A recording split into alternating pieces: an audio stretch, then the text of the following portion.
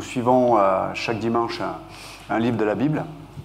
Et nous avons commencé il y a quelques semaines le premier livre de la Bible. Et j'ai l'impression d'être dans une cathédrale. Ça fait un bel effet, c'est sympa.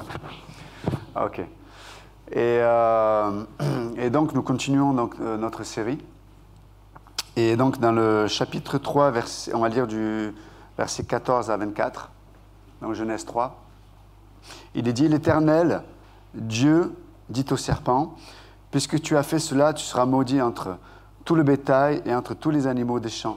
Tu marcheras sur ton ventre et tu mangeras de la poussière tous les jours de ta vie. Je mettrai inimitié entre toi et la femme, entre ta postérité et sa postérité. Celle-ci t'écrasera la tête et tu lui blesseras le talon.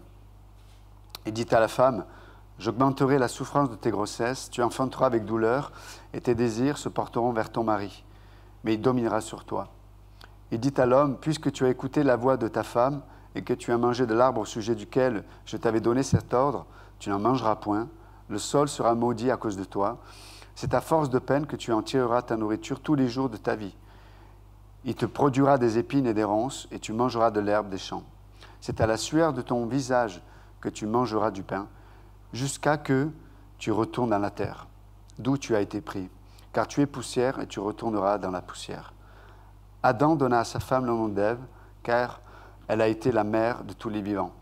L'Éternel Dieu fit à Adam et sa femme des habits de peau, et il les en revêtit.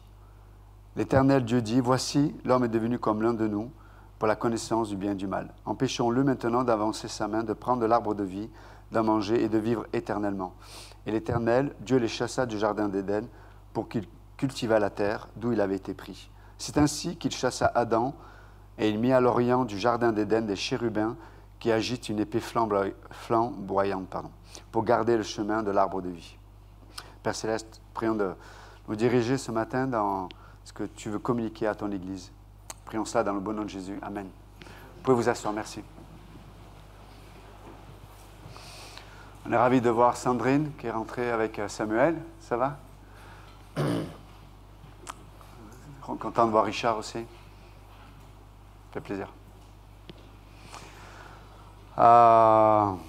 Donc c'est un passage, c'est un passage assez intéressant parce que en fait c'est des jugements que Dieu communique à l'homme et sa femme et au serpent.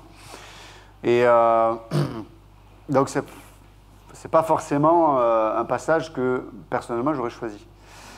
D'où l'importance d'étudier la Bible et c'est pour ça que j'aime cette façon de suivre les Écritures, c'est que c'est la Bible qui donne le sujet, c'est pas forcément le prédicateur qui va choisir un sujet. Donc là, la parole de Dieu nous met face à un passage et que je trouve extrêmement intéressant parce que il nous parle des origines de vos problèmes. Les origines de mes problèmes, les origines des problèmes de vos voisins. Vous pouvez regarder à gauche, à droite. Ils ont des problèmes. Regardez. Ils ont des problèmes. Ils ont beaucoup de problèmes. Mais certains plus que d'autres. Mais cela regarde chacun. Non, mais en tout cas, c'est vrai que l'Écriture nous explique un peu les raisons de pourquoi il y a un tel défi dans nos vies et dans l'humanité en général. Et juste pour revenir un peu en arrière, donc on peut voir que quand Dieu a créé l'homme, il a créé l'homme à son image, avec une capacité de pouvoir aussi prendre des décisions.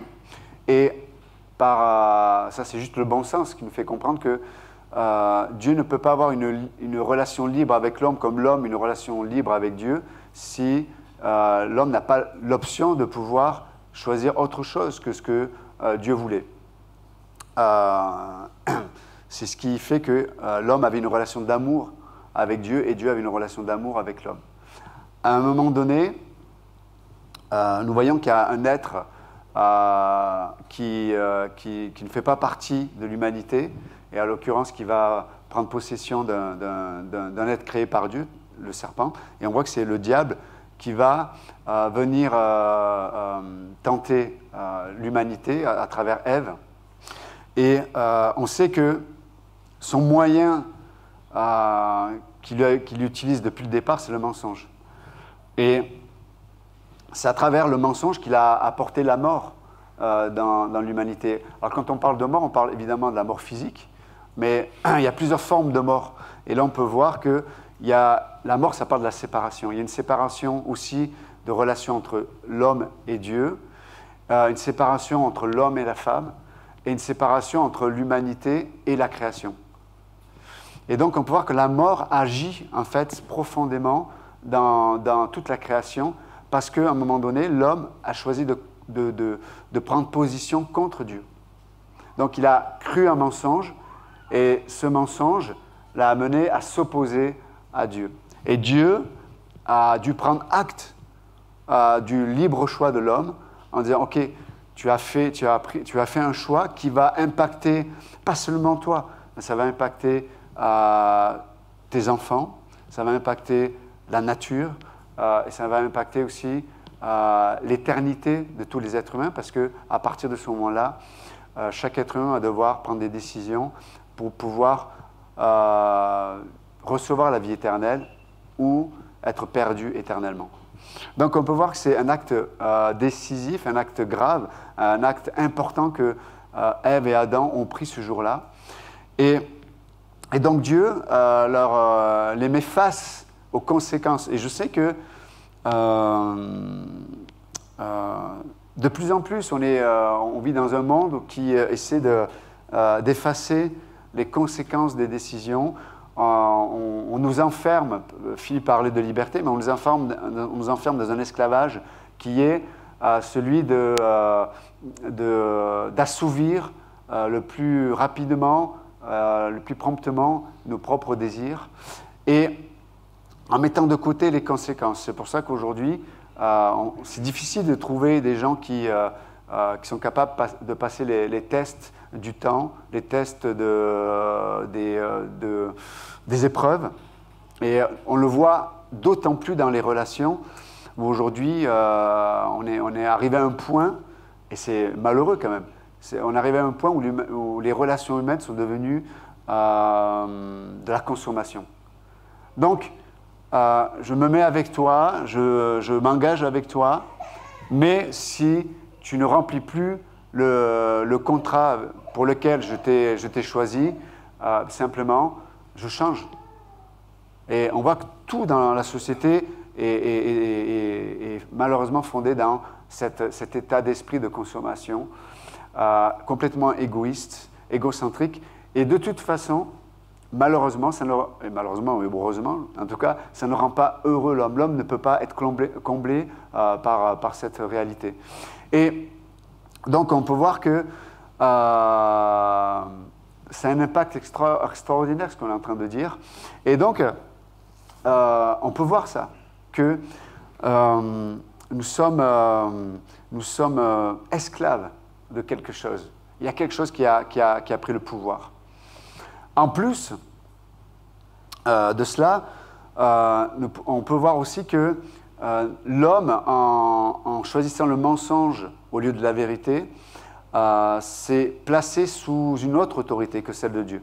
Et il s'est placé sous une autorité qui est celle de Lucifer, celle du diable.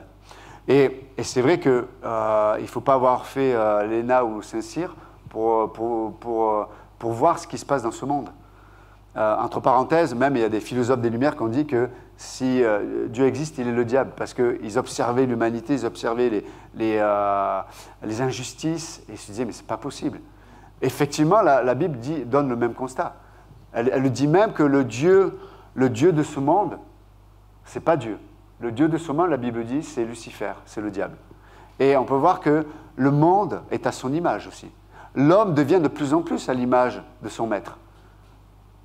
Égoïste, rempli malheureusement de tromperie, inconstant, un manque de courage, un amour qui est complètement conditionnel, etc. etc. Alors, ce matin, on taille un costard à tout le monde. Hein. Et dans cette humanité, je fais partie de cette humanité, vous en faites pas, je parle de moi aussi. Mais de vous aussi. Hein. Donc, on est dans le partage. Là. Mais donc, c'est important, vous savez, c'est important de faire le bon constat pour avoir la bonne ordonnance concernant ce qui se passe dans le cœur de l'homme. Donc, la Bible nous explique d'où ça vient. Maintenant, la première chose que Dieu va traiter, on peut voir que Dieu va traiter, donc Ève va croire le mensonge de Lucifer, elle va aller voir son mari en lui disant « Hey, regarde comme c'est bon », et lui va dire « Oui, c'est bon, on y va ». Et donc, ils ont péché. Et là, Dieu va amener de façon très organisée, quelque part, le jugement. Et il va commencer par l'origine. Il va commencer par le serpent. Et quand on relit le passage, et donc il est dit que tu seras maudit entre tout le bétail, entre tous les animaux des champs. C'est vrai que, entre parenthèses, le serpent, à part il y a des gens qui aiment ça, qui aiment les serpents. Mais comme animal de compagnie, c'est plutôt rare quand même, d'accord ? Tu ne vois pas le matin ton voisin sortir son serpent en disant tu vas où ? Je vais promener mon serpent. Donc, ce n'est pas forcément l'animal de compagnie préféré de... En général, même, on a un dégoût, on a même une crainte des serpents. Donc, on peut voir qu'il y a une malédiction sur le serpent. Tu marcheras sur ton ventre. Donc, on pense qu'à l'origine, peut-être qu'il avait des pattes, on ne sait pas. Et tu mangeras de la poussière tous les jours de ta vie. On sait que les serpents ne se nourrissent pas de poussière, mais c'est dans le sens que vu qu'il n'y a pas de distance entre son corps et la terre, il fait face à la poussière de ce monde. Tu mangeras la poussière tous les jours de ta vie. Et après, il est dit, je mettrai une inimitié entre toi et la femme, entre ta postérité et sa postérité. Celle-ci t'écrasera la tête et tu lui blesseras le talon. Il dit, etc., etc. Mais arrêtons-nous là. Dieu est en train de... Vous savez, souvent dans la Bible, il y a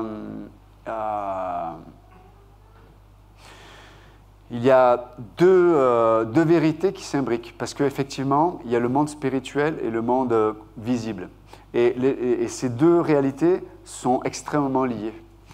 Comme le rappelait Philippe tout à l'heure, je sais qu'on est surtout les sociétés, on va dire, modernes, mais en tout cas occidentales en général, mais on a dissocié les réalités spirituelles et les réalités visibles.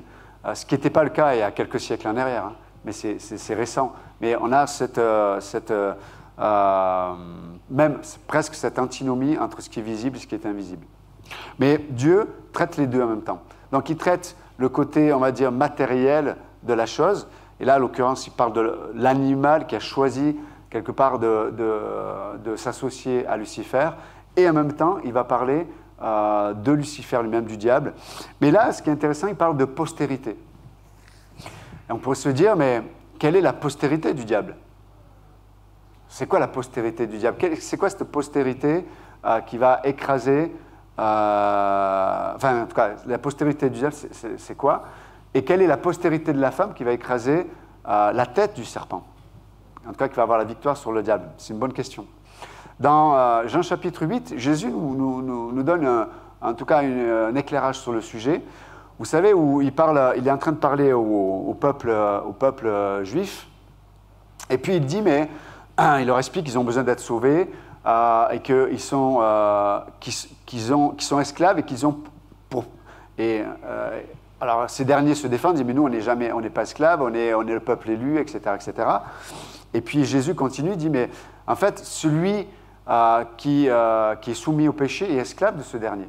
Donc on voit que Jésus explique aux Juifs que le peuple juif, même s'il est le peuple élu, c'est vrai, individuellement, chacun est esclave du péché. Et donc Jésus leur explique ça. Et ces derniers le prennent mal. Et puis à un moment donné, Jésus dit, mais en fait, vous ne recevez pas mes paroles parce que vous êtes comme votre père. Alors les Juifs, ils disent, mais mon père c'est Abraham, ultimement, notre père c'est Dieu. Et Jésus dit non, votre père c'est ni Dieu ni Abraham, parce que eux, à la différence de vous, Abraham, lui, ne voulait pas ma mort, bien au contraire. Donc, et là, continue, dans Jean chapitre 8, il dit, mais en fait, vous avez pour père le diable. Alors, c'est sûr que tu te lèves le matin, tu ne t'attends pas à ce qu'on te dise que tu as pour père le diable. Et donc là, vous imaginez le choc, et là, ils disent, mais tu es un démon, etc., etc. Mais on voit que Jésus explique, en fait, effectivement, vous avez comme autorité le diable. Pourquoi? Parce que, et on voit, il y a un fruit à ça, on voit, et là, c'est là où on voit la postérité du serpent de Lucifer. C'est ce côté hermétique à la parole de Dieu. Il y a comme un raisonnement qui fait que je ne veux pas me soumettre à ce que Dieu dit. Il y a comme une résistance. Pourquoi? Et cette résistance touche toutes les parties de l'être de l'humanité, toute partie de l'humanité, pardon. Mais ça touche aussi toutes les parties de l'être humain en lui-même. Ça veut dire que, on va le voir malheureusement, les Juifs vont arriver à un point où, dans une frénésie, vont dire « crucifiez-le, crucifiez-le ». Et ils vont livrer Jésus aux Romains effectivement, ils vont le crucifier. Donc, littéralement, il y a une telle résistance parce que dans leur cœur, il y a quelque chose qui a pris la place de la vérité, c'est le mensonge. Et Jésus le rappelle d'ailleurs, il dit, mais vous avez pour père le diable et il est meurtrier dès le commencement. Donc c'est intéressant de voir que Jésus associe la résistance à la vérité, il associe le mensonge et le meurtre. C'est toujours lié d'ailleurs. Le mensonge a pour finalité le meurtre. Alors, on ne va pas tuer tous nos voisins, peut-être des gens qui sont à côté de nous. Ça peut être, alors malheureusement, oui, il peut y avoir vraiment quelqu'un qui peut tuer physiquement quelqu'un.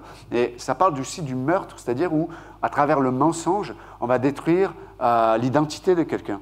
On va calomnier, on va parler mal derrière son dos, on va le décrire envers les gens. Et puis, les gens qui prêtent oreille à ça, dans leur tête, quand ils vont voir l'individu, ils vont déjà avoir un regard sur cette personne. Et c'est terrible. Et on voit que le mensonge amène la séparation. Le mensonge amène la mort dans les relations. Et quand tu as pour mensonge un présupposé qui fait que tu vas juger quelqu'un, ou même soi-même, pour ça, aujourd'hui, on est dans un monde aussi, malheureusement, où on le voit chez les jeunes surtout, mais on voit qu'il y a une autodestruction. Le mensonge agit tellement comme un poison que les gens se suicident, les gens s'autodétruisent, et les gens sont avec des gens qui ne vont pas forcément les amener dans le bon sens, etc., etc. Il y a comme une autodestruction et on détruit même les autres parce qu'il y a un mensonge qui fait qu'on se juge. Et le mensonge est amplifié parce que dans le monde, il y a un standard. Il y a un standard de beauté, il y a un standard de moralité, il y a un standard social. Et en fait, on se retrouve pris dans un sandwich entre un standard qui reflète en fait la vanité et un mensonge qui fait qu'on se voit avec des lunettes qui ne sont pas les bonnes.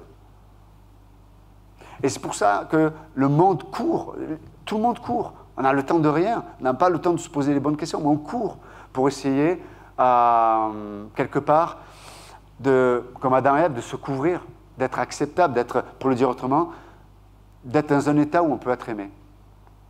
On veut être aimé. Mais encore, le problème, c'est que le seul moyen d'être réellement aimé, c'est de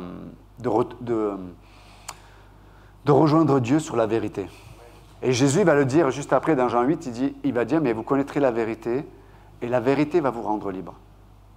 Donc on peut voir que les propos de Jésus ne sont jamais pour enfermer les gens dans un dogme ou dans quelque chose, mais les propos de Jésus sont toujours là pour libérer. Et quand tu es libre, tu peux prendre de bonnes décisions. Quand tu es libre, tu peux penser de la bonne façon. Quand tu es libre, tu peux parler de la bonne façon. Quand tu es libre, tu n'es pas esclave même des détails de la vie. Parce que quand tu es esclave de la vie, tu vis dans des idéaux qui n'existent pas. C'est pour ça que les gens sont constamment déçus. Imaginez-vous, je suis au boulot et je me dis... et là, en plus, à l'occurrence, on vient de le lire, il y a une malédiction même, vous savez. Alors, pas dans le travail lui-même, mais dans le moyen de subsister à travers le travail. Mais voilà, vous êtes dans votre routine, dans le boulot, tu vois les mêmes têtes. En plus, honnêtement, on fait vite le tour des gens. Tu travailles un mois avec quelqu'un, tu sais, tu vois, lui, il est comme ça, elle est comme ça, elle, etc., etc. Donc, tu te lèves le matin, tu dis, bon, je vais encore voir Gérard. Personne qui s'appelle Gérard, j'espère. Si. Je vais encore voir lui, ou le matin, tu es marié depuis 30 ans, les enfants sont partis, tu te lèves le matin, tu dis, mais qui c'est celui-ci ou qui c'est ça-là? Parce qu'en fait, tu ne sais même pas avec qui tu as vécu, parce qu'avec les enfants, tu es pris dans un rythme, etc. Et le matin, tu dis, ouf, ah ouais. Qu'est-ce qui s'est passé pour que j'en arrive là, quoi? Donc, on peut voir que on est pris dans quelque chose qui fait que un standard qui ne reflète pas le cœur de Dieu et un mensonge. Et tout ça, ça nous rend... c'est inconscient, hein, mais il y a une forme de culpabilité dans le cœur. Il y a une culpabilité. Vous savez, des fois, la police peut vous arrêter à un contrôle, peut-être vous avez fait au contrôle technique, vous avez l'assurance, vous avez la ceinture, et tu te dis, ça ne va pas le faire, quoi. Mais pourquoi tu t'inquiètes? Mais on peut voir que c'est ancré en nous, il y a une culpabilité. Parce que, en fait, cette culpabilité est ancrée dans les origines de l'être humain. C'est qu'on est déconnecté de Dieu. Et il y a un jugement sur l'humanité. Et c'est pour ça que, je boucle la boucle, c'est que donc, voilà, il y a une postérité chez le diable qui est que Dieu a créé l'homme à son image, mais comme l'homme s'est détourné de Dieu, maintenant, son Dieu, qui est Lucifer, le Dieu de l'humanité, veut que l'homme lui ressemble. Et c'est ça la postérité du serpent. C'est une humanité qui lui ressemble.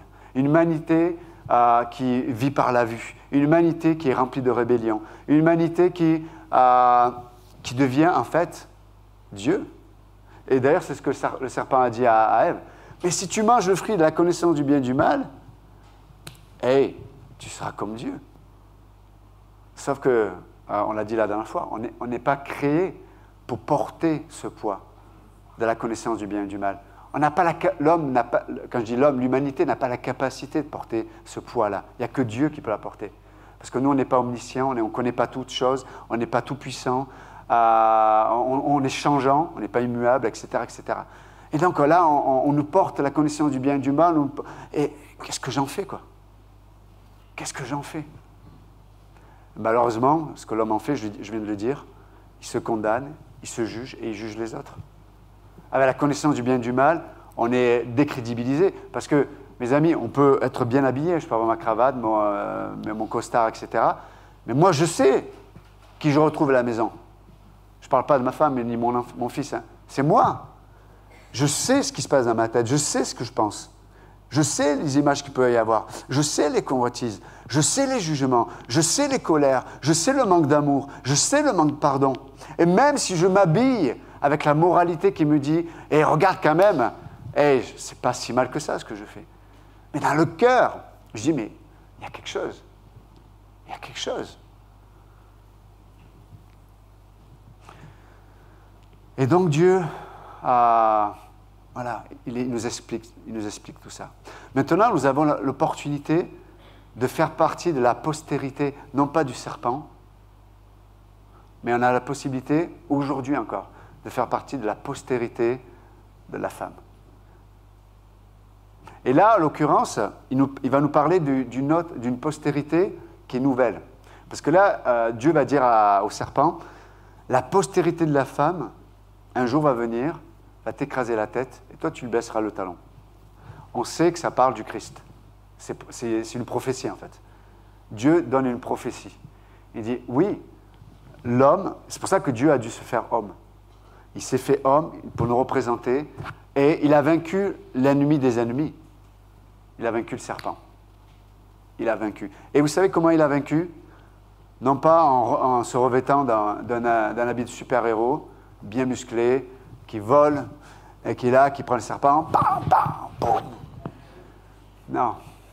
Nous, on aime ça, hein? On aime, hein? Non. Il est mort. à la croix. Vous savez, aujourd'hui, l'humanité n'a pas besoin de super-héros. Elle a besoin d'hommes et de femmes qui vont choisir de perdre, peut-être. Je parlais des relations tout à l'heure, mais pourquoi tant de divorces? Pourquoi tant d'amitiés brisées? Parce qu'en fait, les gens ne veulent pas perdre. Je veux pas perdre, je veux avoir le dernier mot, je veux avoir raison. Alors, en plus, ce qui n'aide pas, c'est que des fois, on a raison. Des fois, dans des situations, on est trahi, des fois, il y a des choses qui ne sont pas justes, et c'est vrai. Mais quand on vit dans cette sphère-là, on vit dans la postérité du serpent, on vit dans la poussière. On vit dans la poussière, et on mange de la poussière. Et la poussière, c'est ce qui salit. Et d'ailleurs, entre parenthèses, là, vous savez, au dernier repas, Jésus fait quoi avec ses disciples? Il prend une bassine avec une serviette et il vient laver les pieds des disciples, il leur enlève la poussière. Parce que la poussière, ça parle de la marche sur la terre. Et on est dans un monde qui salit, quoi. Et quand on vit comme ça, on salit notre âme, on salit nos relations, on salit tellement de choses, et ça éclabousse. Mais là, ce que Dieu nous appelle à vivre, c'est autre chose. Il nous dit, mais est-ce que vous ne voulez pas faire partie de cette postérité qui va vaincre l'ennemi de vos âmes? Parce que vous savez, je peux avoir raison. Et je peux, dans la situation, faire en sorte que tout le monde sache que j'ai raison, même l'autre. Mais dans mon cœur, même si j'ai fait justice dans mon cœur, il me manque quelque chose. Il va me manquer quelque chose.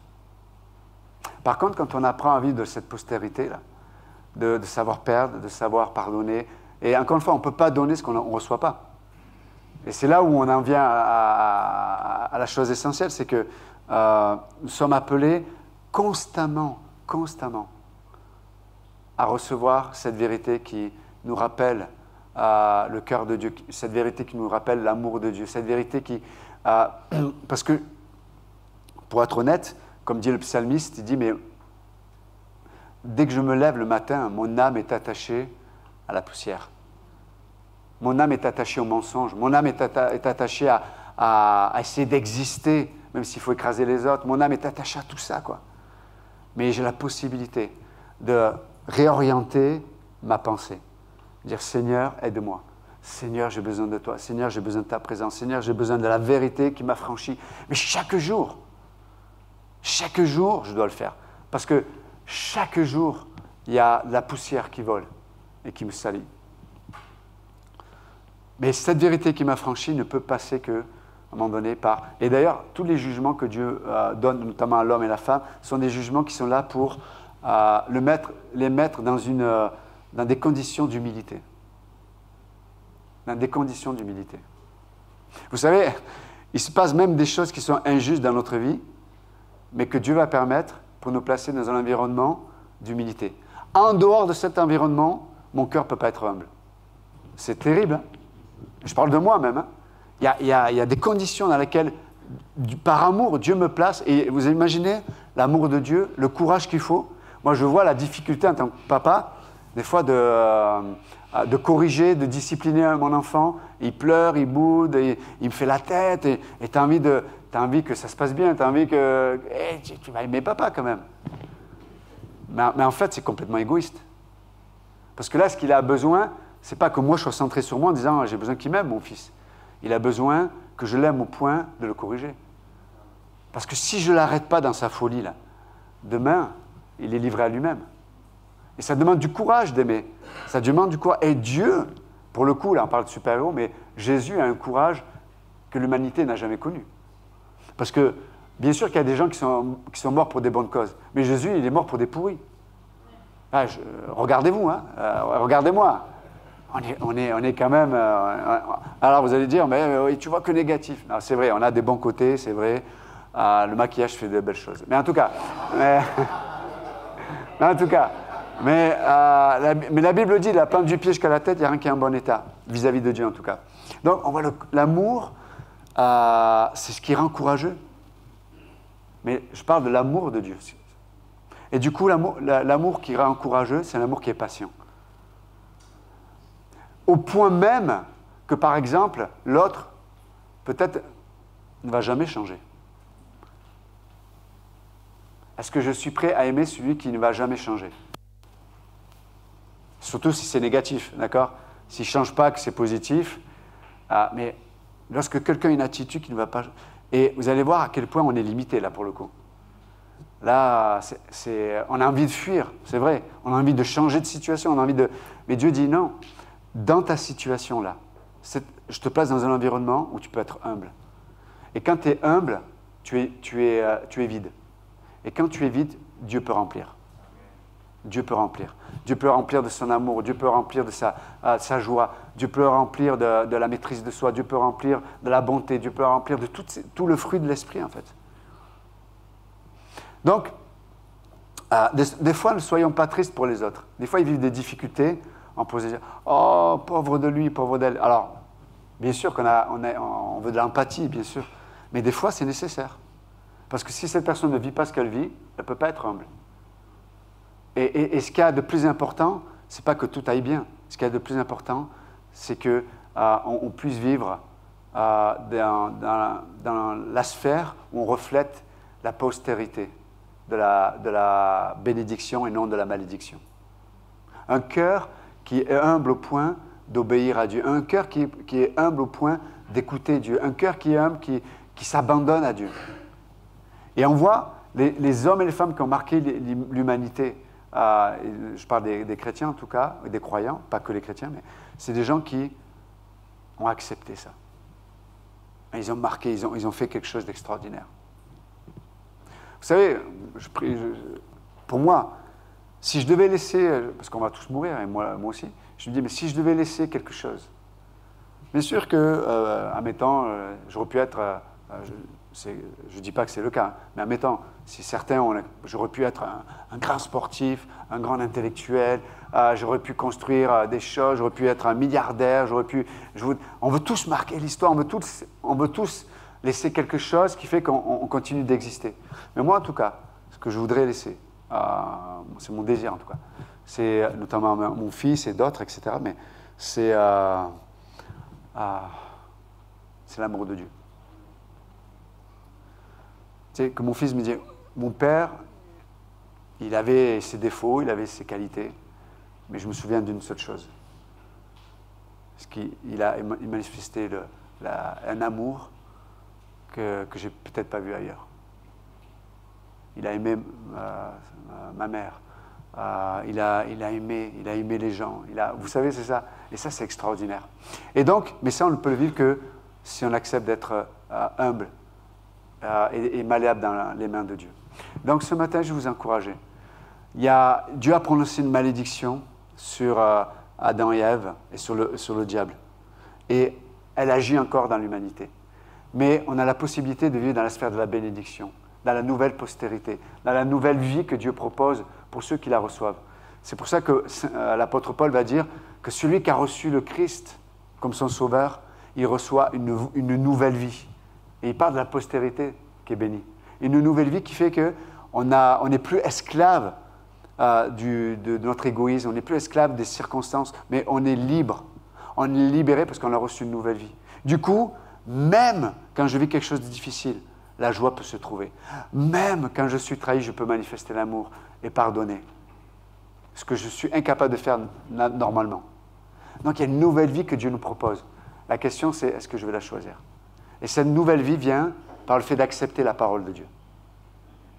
Vous connaîtrez la vérité et la vérité vous rendra libre.